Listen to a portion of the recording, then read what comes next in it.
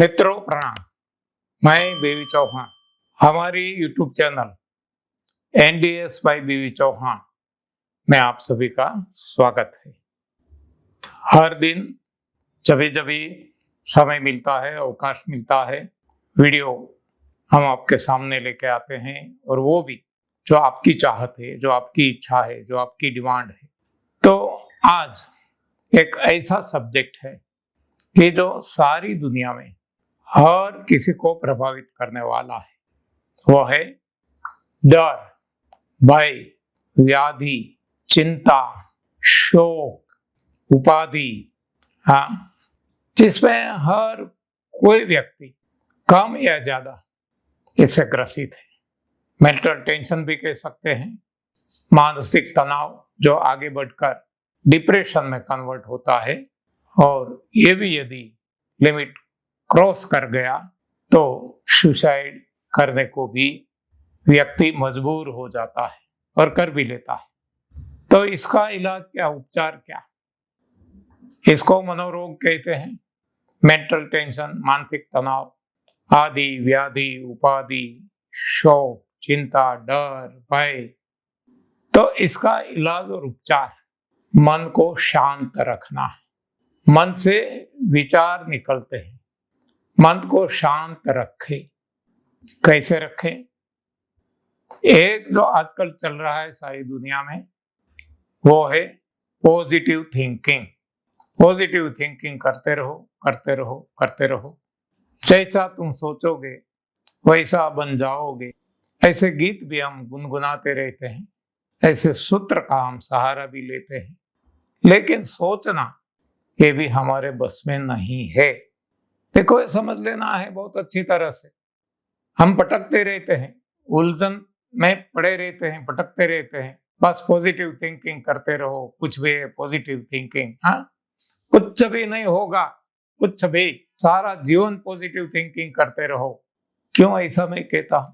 किसी के आलोचना नहीं, क्रिटिसिज्म नहीं है, लेकिन मेरी अपनी सोच है। समझाने के लिए मैं प्रयास करूंगा। समझ में आए ना आए, कोई माने ना माने, अपनी मर्जी। देखो, सोच हमारे बस में नहीं है। पहली बात, सोच अपने आप जन्म लेती है।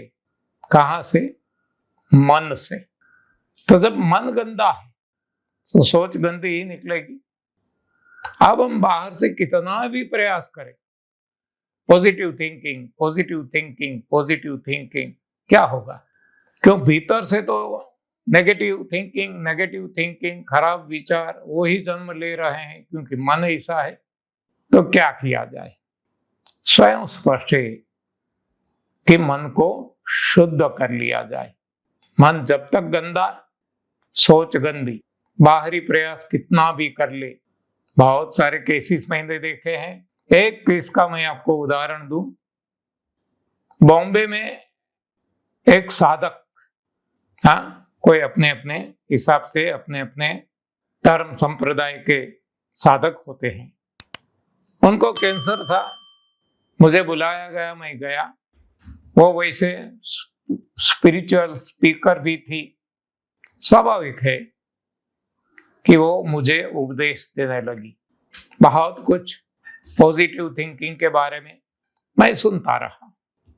अंत में मैंने उनको पूछा कि मुझे जो यहाँ लाया गया है आपके हित चिंतक के द्वारा, कि आपका कुछ कल्याण हो, क्योंकि आपको कैंसर है। और जो हम बताते हैं ये सिस्टम, न्यू डाइट सिस्टम, इसमें लास्ट स्टेज के कैंसर, जहां डॉक्टरों ने हाथ खड़े कर दिए हैं, जवाब दे दिया है, ऐसे भी बहुत सारे केसेस ठीक हो गए हैं। ऐसा सुनकर मुझे यहाँ लाया गया है और मैं आया। तो उन्होंने बताया कि मुझे भी कैंसर है, लेकिन मैं पॉजिटिव थिंकिंग में मानने वाली हूँ। मैं सोचती रहती हूँ, पॉजिटिव थिंकिंग देते रहती हूँ मेरे मन को कि मुझे कैंसर नहीं है, मुझे कैंसर नहीं है, मैं ठीक हूँ। ओके, मैंने बताया कि ये सब क्या है। उनके चारों ओर बहुत सारी दवाइयां पड़ी थी, बताया दवाइयां हैं। मैंने बताया कि बुरा मत मानना, जब आप खुद मानते हैं कि आपको कैंसर नहीं है तो दवाई की क्या जरूरत है, क्यों दवाई ले रही है? तो हंसने लगी।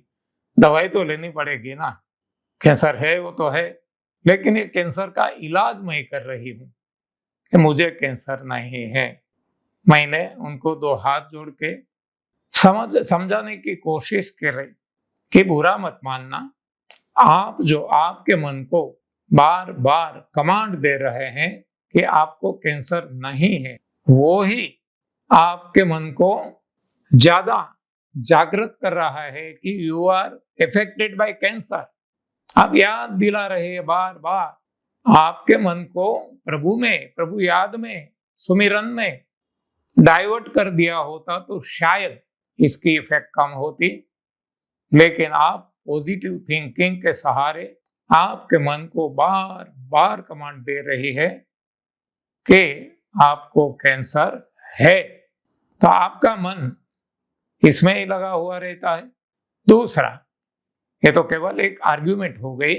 अब आप खुद तय करो, मुझे बताओ कि आप कितने सालों से ये पॉजिटिव थिंकिंग आपके मन को, आपके देह को, शरीर को दे रही है, इलाज उपचार कर रही है, तो दवाइयां कितनी कम हुई? तो फिर से वो हंसने लगी कि नहीं, दवाई तो डे बाय डे बढ़ रही है, क्योंकि ये तो रोग है ना, कैंसर है ना, वो तो बढ़ेगा ही ना, तो दवाइयां तो बढ़ती जाती है। तो मैंने बताया कि तो ऐसा इलाज कौन सा कि जिससे आपका कैंसर बढ़ रहा है, दवाइयां बढ़ रही है, और फिर भी आप उलझन में पटक रही हो कि आपको कैंसर नहीं है। तो ये है खुद के साथ धोखेबाजी, जो है इसको स्वीकारते नहीं है और उल्टा नकारते हैं, तो इसका परिणाम तो वही आएगा। मैंने समझाने की कोशिश की कि मान लो एक गंदगी का ढेर है, कैंसर भी क्या है, शरीर के भीतर गंदगी का ढेर है, और क्या। ये समझ में ना आए तो मैं और तरीके से समझाने की कोशिश करता हूं कि मान लो बाहर कोई गंदगी का ढेर हमने लगा दिया, तो वहां क्या होगा? कीड़े पड़ेंगे, बदबू आएगी, गैस प्रोडक्शन होगा, चिकनाई होगी। हाँ, तो ऐसा वहां होगा क्योंकि वो गंदगी है।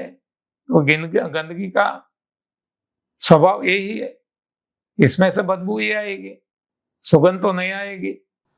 अच्छा, अब ये बदबू हमें पसंद नहीं, जैसे कैंसर हमें पसंद नहीं है, ये बदबू हमें हटाना है, तो क्या हम ऐसा करते रहेंगे कि नहीं इससे बदबू नहीं आती, बदबू नहीं आती, इसमें से सुगंधी आती है? हाँ, तो क्या इसमें से सुगंधी आने लगेगी?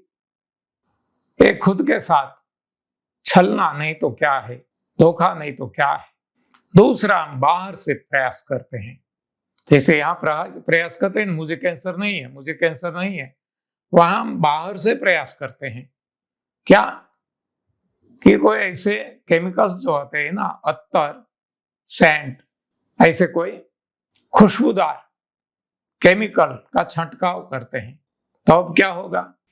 जो कोई लोग है, हम अब खुशबू महसूस करेंगे, लेकिन सही में वो खुशबू है? सोचो जरा, दिमाग लगाओ। अब क्या होगा? पहले तो हम दूर भी भाग जाते कि हो ये बदबू नहीं, हाँ ठीक नहीं है, भाग जाते तो कुछ कम नुकसान होता। लेकिन अब क्या करेंगे? आहो क्या मजा, हाँ चमेली की सुगंध आ रही है, गुलाब की सुगंध आ रही है, तो हम अब वहां नजदीक ढेर के, गंदगी के ढेर के नजदीक जाएंगे और वो हवा लेना पसंद करेंगे, क्योंकि हम वहां खुशबू महसूस करते हैं। लेकिन वो सही में खुशबू है क्या? एक तो केमिकल है जो हमें नुकसान पहुंचाता है, दूसरा कि खुशबू की आड़ में हम वो गंदगी ले रहे हैं जो पहले हमें पसंद नहीं थी, यानी कि हम डबल नुकसान भुगत रहे हैं, हम खुद को धोखा दे रहे हैं। तो ये पॉजिटिव थिंकिंग वाला मामला ऐसा है कि हम खुद को धोखा दे रहे हैं।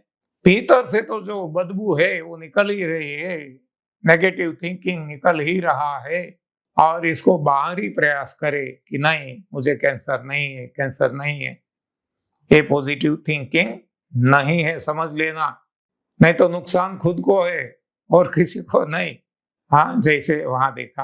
अब देखो इलाज क्या हो सकता है। ये जो हमने इलाज किया गलत किया, पॉजिटिव थिंकिंग जैसा ऊपर से हमने खुशबू डाल दी। सही इलाज क्या हो सकता है? ये जो गंदगी का ढेर है इसको वहां से हटा दो, न रहेगी बांस न बजेगी बांसुरी। सीधी बात है, गंदगी का ढेर हट गया, बदबू हट गई। उसी तरह से शरीर से जो गंदगी का ढेर लग गया है इसको हटा दो। 3 तरीके हम बताते हैं, संजीवनी, लंघन, ऑटोफेगी और डिटॉक्स जूस। जैसे ही गंदगी हट जाती है कैंसर गायब। कितनी सरल बात है, कोई पॉजिटिव थिंकिंग यहाँ काम नहीं आएगा। तो पॉजिटिव है तो ये है कि जो है इसका स्वीकार करो और इसको हटाओ, कारण को हटाओ। अब दूसरा, इससे आगे का कदम, गंदगी तो हट गई क्योंकि गंदगी का ढेर हमने हटा दिया, उसका जो कारण था हटा दिया। अब हम खुशबू चाहते हैं तो क्या करेंगे? खुशबू चाहते हैं तो वहां ऐसे कोई पौधे लगा दो, गुलाब के, चमेली के, जो हमें पसंद हो। अब खुशबू आने लगेगी। यही यहाँ है।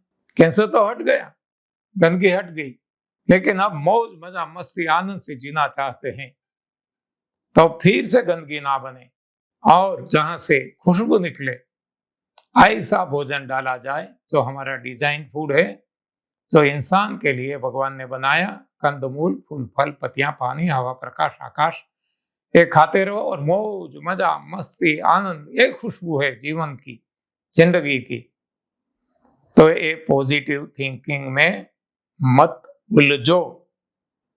हाँ, नहीं तो नुकसान खुद को है और किसी को नहीं। तो ये समझने की आवश्यकता है। अब चिंता, डर, भय, व्याधि, सारी दुनिया इससे ग्रसित है। तो इसके लिए इलाज उपचार क्या हो सकता है? देखो, मेरा खुद का मैं अनुभव बताऊं मैं आपको। मैं बहुत बीमार रहता था और बीमारियों के चलते नाना प्रकार का इलाज उपचार करते हुए भी बीमारियां बढ़ती जाती थी। तब मैंने सुसाइड के लिए निश्चय कर लिया था। मेरी माताजी उस वक्त भी मुझे अपने हिसाब से पॉजिटिव थिंकिंग के बारे में बताती थी।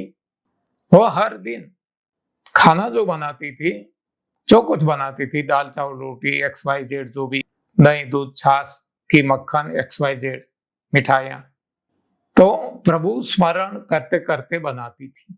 और जो भोजन बनाती थी इसमें से सबसे पहले भगवान को भोग लगाती थी, गाय कुत्ते को देती थी और मानती थी कि भगवान का प्रसाद हो गया और इससे हमारा भला ही होगा। लेकिन वो खुद बीमार रही, मैं भी बीमार रहा और घर के परिवार के सारे सदस्य बीमार रहे। तो ये भी एक गलत फहमी है कि हम खाते हैं गलत आहार और भगवान के नाम को बदनाम करते हैं। हाँ, तब तो मुझे पता नहीं था, मैं भी वही करता था जो माताजी बताती थी। लेकिन आज मैं कहता हूं कि अरे ओ दीवानो, ऐसा काम ना करो, भगवान का नाम बदनाम ना करो। गलत खाना खाते हो और भगवान के नाम को बदनाम करते हो। भगवान ने जो खाया, भगवान ने जो खाने का बताया वो खाओ। बाद में भगवान का नाम नहीं लेंगे तो भी भगवान को कोई फर्क पड़ने वाला नहीं है। तो ये भी एक बात है कि हमें हमारा सही भोजन खाना चाहिए। तो भी अन्य पशुओं की तरह, पक्षियों की तरह, प्राणियों की तरह हम काफी हद तक, वो भी डर से मारे हैं, भयभीत है, चिंतित है, लेकिन हमारे जितने नहीं। तो हमारी स्थिति अच्छी हो सकती है। अब इससे आगे भगवान ने बताया है हर कोई शास्त्रों में कि हे जीव, माम केवल शरणम व्रज, तू मेरी शरण ले, मैं तेरे करोड़ों जन्मों के पाप तत्क्षण मिटा दूंगा। तो अब इंसान के लिए जरूरी है कि वो भगवान की शरण ले ले। बाकी विज्ञान उसको नहीं बचा पाएगा। एक भगवान ही है जो हमें मौज मजा मस्ती आनंद प्रदान कर सकते हैं। हमारी सारी चिंताएं डर भय आदि व्याधि उपाधि सब कुछ वो ले लेते हैं, हर लेते हैं, मिटा देते हैं। तो इंसान के लिए एक ही बात जरूरी है, प्रभु की शरण लेना। कैसे ले? क्योंकि हम तो विज्ञान को समर्पित हो चुके हैं, तो फिर प्रयास करना पड़ेगा। एक तो भगवान ने दिया हुआ भोजन खाना पड़ेगा। विज्ञान ने जो बताया vitamin protein calcium carbohydrate minerals वाली थियरी, इसको छोड़कर भगवान ने जो हमारे लिए जो डिजाइन फूड दिया वो खाना शुरू कर दें और प्रभु भक्ति शुरू कर दे। नाम जाप, अजपा जाप, बस जभी जभी याद आ जाए, सोते जागते खाते पीते हंसते रोते, कोई भी स्थिति में कोई भी परिस्थिति में बस नाम जाप चलते रहना चाहिए। बस एक ही मेरी समझ में 80 तक पहुंचने को आया हूं, तो ये मेरा अनुभव का निचोड़ है। हर किसी के लिए, चाहे कोई कितना भी पढ़ा लिखा हो या अनपढ़ हो, हर कोई इंसान के लिए मेरी अपनी सोच, मेरे अपने अनुभव का निचोड़ एक ही है कि मौज मजा मस्ती आनंद से जीना है तो प्रभु की शरण ले लो, अन्यथा